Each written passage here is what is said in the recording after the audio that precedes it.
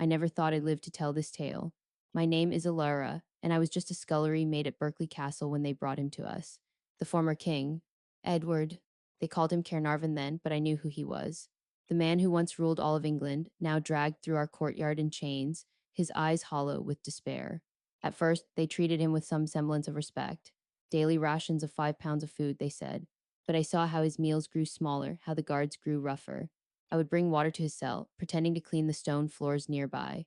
He'd whisper to me through the bars, pleas for mercy, for news of his son, for death to come swiftly.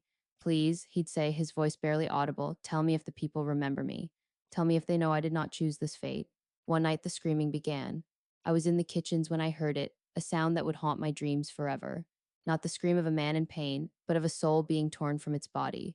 I ran toward the sound, my bare feet silent on the cold stone. The corridor to the king's cell was crowded with guards, their faces pale in the torchlight.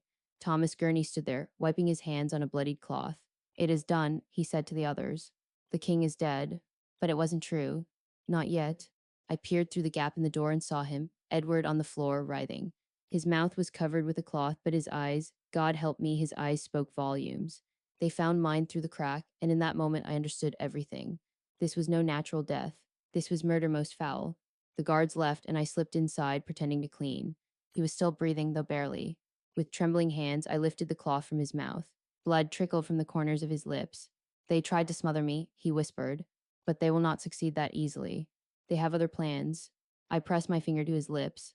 Be silent, your grace, I will bring help. But he grabbed my wrist with surprising strength. Number, listen to me. They will come back. They will finish what they started. And if you're found here, that night I heard them again. Heavy footsteps, the scraping of metal. I pressed my ear to the stone wall that separated my tiny chamber from the king's cell. Make it quick this time, Gurney said. Mortimer wants it done before dawn. I heard the crackling of fire, the hiss of metal cooling in water, and then a sound I cannot describe, a wet tearing noise that made my stomach turn. Edward's muffled cries were cut short by a terrible gurgle. When morning came, they announced the king had died peacefully in his sleep. But I knew better. I saw the blood that had seeped through the cracks in the stone floor. I smelled the charred flesh that lingered in the air for days. They buried him in Gloucester Cathedral with great ceremony, but I knew his soul could not rest, and neither could mine.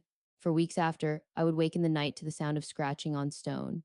At first, I thought it was rats, but then I heard the whispering. Elara. It came from the walls themselves, a voice that seemed to rise from the very stones of the castle. I would press my ear to the cold rock and hear his voice, faint but clear. They think they have silenced me, but stone remembers. Blood remembers. I am in the walls. I am in the earth. I am waiting. One night I followed the voice to the king's old cell.